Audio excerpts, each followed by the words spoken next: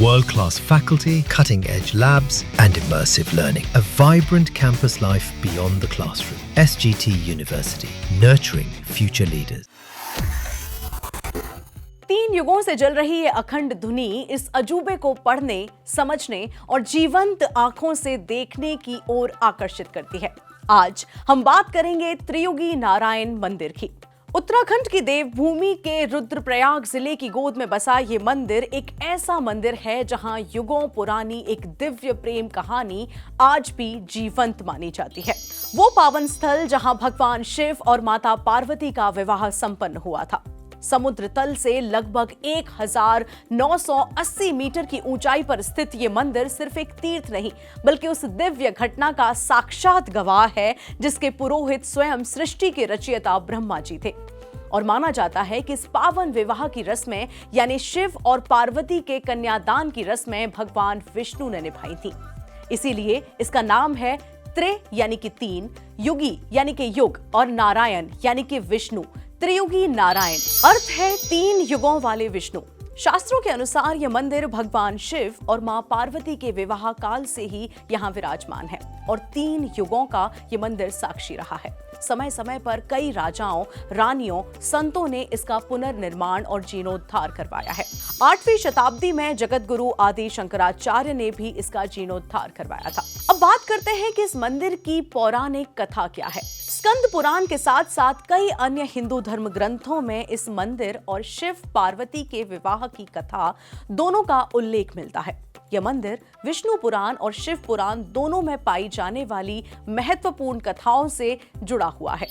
मान्यताओं के अनुसार इन प्राचीन हिंदू ग्रंथों में इस दिव्य विवाह के प्रत्येक विवरण का उल्लेख है। साथ ही इस पवित्र स्थल पर उपस्थित अन्य देवी देवताओं का भी वर्णन किया गया है।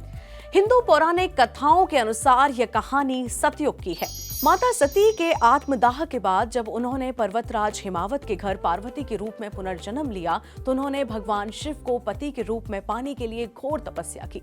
उन्होंने गौरी कुंड नामक स्थान पर वर्षों तक कठोर तप किया, जिसके बाद भोलेनाथ उनकी अटूट भक्ति से प्रसन्न हुए और विवाह का प्रस्ताव स्वीकार कर लिया। इस दिव्य विवाह के लिए त्रियुगी नारायण को चुना गया।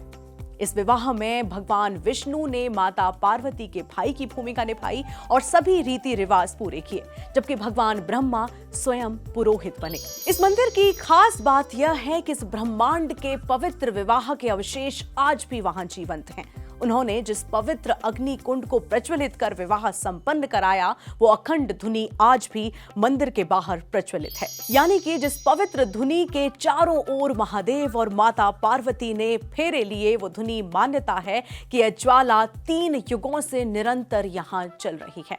भक्त आज भी इस पवित्र अग्नि में लकड़ी अर्पित करते हैं और इसकी राख को प्रसाद के रूप में अपने साथ ले जाते हैं। अब बात करते हैं इस मंदिर की वास्तुकला की। इस मंदिर की बनावट काफी हद तक केदारनाथ मंदिर से मिलती जुलती है। अगर आपका स्ट्रक्चर देखेंगे इसका तो कुछ इस तरह से दिखता है। त्रियुगी नारायण मंदिर की स्थापत्य कला नागर शैली में है। भारतीय मंदिर वास्तुकला की एक प्रमुख शैली मानी जाती है, जो मुख्य रूप से उत्तर भारत में पाई जाती है। यह हिमालय से लेकर विंध्य पर्वत तक फैली हुई है और इस मंदिर के निर्माण में बड़े बड़े भूरे पत्थरों का उपयोग किया गया है और इसमें किसी भी आधुनिक सीमेंट या जोड़ने वाले किसी भी तरह के पदार्थ का इस्तेमाल नहीं दिखता है, जिस पर बेहद बारीक और जटिल नक्काशी देखने को मिलती है। यह प्राचीन संरचना सदियों से समय की कसौटी पर खरी उतरती दिखाई देती है, जो इस स्थान के पवित्र इतिहास को आज भी संरक्षित किए हुए है। मंदिर के गर्भगृह में भगवान विष्णु की लगभग 2 फुट ऊंची मूर्ति स्थापित है, जिनके साथ देवी लक्ष्मी और सरस्वती भी विराजमान है। त्रियुगी नारायण मंदिर में एक अखंड ज्योति विद्यमान है, जो भगवान शिव और पार्वती के विवाहोत्सव के दौरान शुरू हुई थी। मंदिर परिसर में 4 पवित्र जल कुंड हैं। सबसे पहला रुद्र कुंड। मंदिर में प्रवेश करने से पहले लोग रुद्र कुंड को पवित्र स्नान कुंड के रूप में उपयोग करते हैं। स्थानीय परंपराओं के अनुसार इस कुंड पर स्नान करने से शरीर और धार्मिक विचार दोनों को शुद्ध किया जा सकता है। और दूसरा है विष्णु कुंड। मंदिर में किसी भी पूजा या मंदिर में चढ़ावा चढ़ाने से पहले शुद्धिकरण अनुष्ठान के लिए विष्णु कुंड का उपयोग किया जाता है। दिव्य विवाह में भगवान विष्णु की उपस्थिति के कारण इस कुंड का नाम भगवान विष्णु पड़ा है। उसके बाद बात आती है ब्रह्म कुंड की। यह पितरों को जल अर्पित करके तर्पण अनुष्ठान करने के लिए है। इस कुंड को यह पवित्रता इसलिए प्राप्त हुई है क्योंकि भगवान ब्रह्मा ने शिव और पार्वती का विवाह अनुष्ठान यहीं संपन्न कराया था। और फिर बात आती है सरस्वती कुंड की।